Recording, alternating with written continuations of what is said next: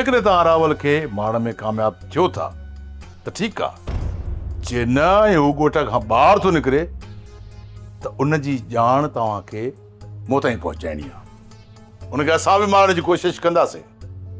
मूंखे हर हाल में इन रावल जो मौत घुरिजे, मारे हुनखे केर बि, पर हुन जे मौत जो इनाम तव्हांखे ई मिलंदो।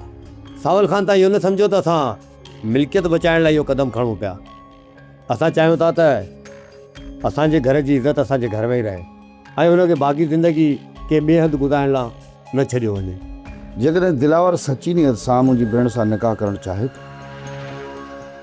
त मूंखे को इतराज़ कोन्हे, पर इन बारे में मूंखे पंहिंजी भेण सां सलाह करणी पवंदी।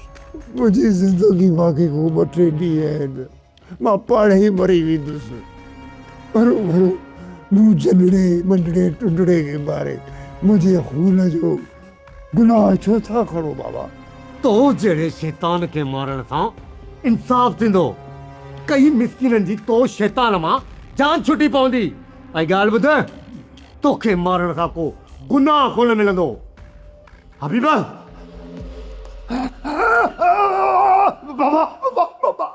सोप सीरियल पंजाबेरी तमाम एपिसोड्स ॾिसण लाइ विज़िट करियो असांजो official YouTube channel Sindh TV HD drama.